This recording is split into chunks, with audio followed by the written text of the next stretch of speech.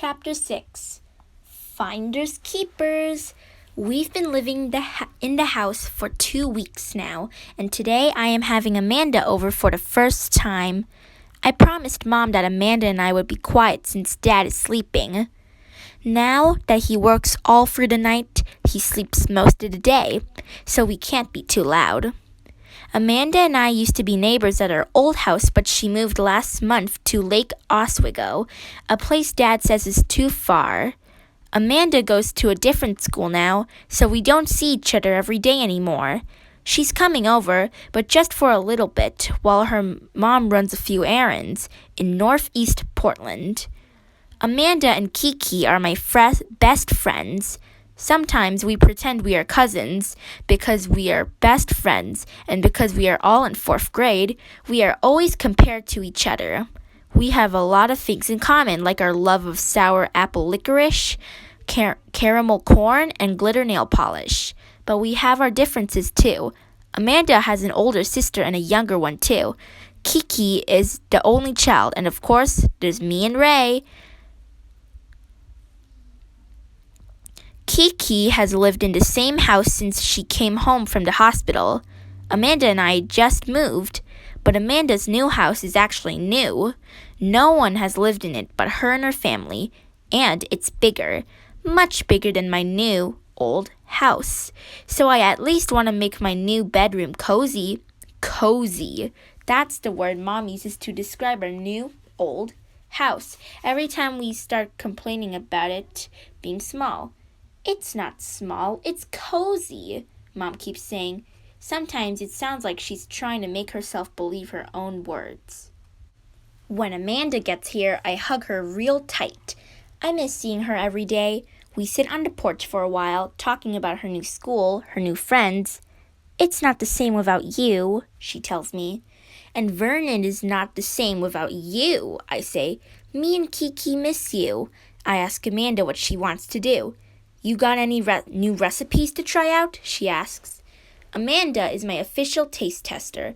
She doesn't mind trying new things, and even if she doesn't like it, she doesn't make me feel bad like Ray does. He over-exaggerates every time he doesn't like something, spitting it out and running to get water to make the taste disappear from his tongue. His tongue does not like anything too spicy or too sweet, or tangy and tart. His taste buds hardly like any taste, so I mostly share my new concoctions with Amanda. She also helps me think of names for my creations. Mom, can we bake some of my new recipes so Amanda can try them out? I'm afraid we don't have time for that, sweetheart. Amanda's mom won't be gone that long. Well, can I make my new smoothie recipe? Sure, Mom says. We pack the blender full of frozen blackberries, lime juice, plain Greek yogurt, and honey. Are you sure this is going to be good? Amanda asks. I promise, I tell her.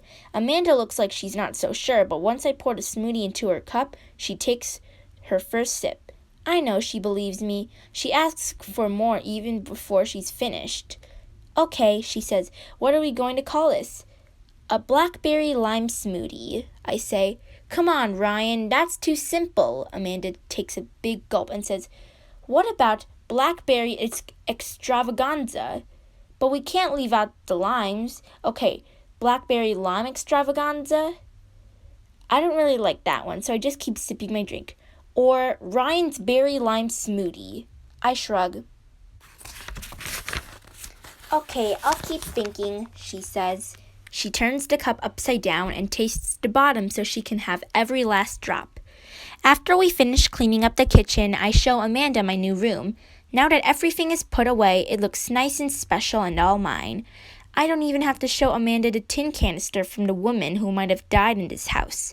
It's on the dresser, and she notices it right away. What's in there? She asks. I show her everything. It's kind of creepy, right? But also cool. Amanda touches everything gently, like sacred keepsakes. She picks up the hairpins, takes one, and sweeps a handful of her curly hair back, pushing it tightly in place. Does it feel weird? I ask. Weird? No, why would it feel weird? Well, it might have been worn by someone who died here. Amanda snatches the hairpin out. I explain everything and tell her about the stories Ray and I made up. Amanda pushes the hairpins back in the canister and presses the lid on. I don't want to play with something that belongs to a dead person, but we're not even sure. It could just be that the woman just forgot it. Maybe she's moved away to a beautiful island because she's tired of all the Portland's rain. Maybe she's living and sending postcards that actually have letters on the back to her friends and family. Amanda doesn't look like she believes me. She looks scared. She backs up from my dresser and says, I think you should throw the whole canister away. I'm not throwing this away. It's mine now. I found it. I'm keeping it. Girls, Mom calls out, Amanda's mom is here. I walk Amanda to the porch and wave to Mrs. Keaton. As soon as I close the front door, I start missing my friend. Ray is at baseball practice, so there's no one to keep me company. Not that Ray would want to play with me anyway. I go back to my room, sit on my bed, and look through my new, old treasures. I didn't think twice about Ray being all paranoid about these things being possessed with the spirit of whoever they belong to, but after seeing Amanda's reaction, I'm wondering if maybe I should throw them away. Get them completely out of the house so there's no chance of any ghosts coming to visit us. But then I think about what Grandma always says. There's no such thing as ghosts. I put everything back inside and closed the lid.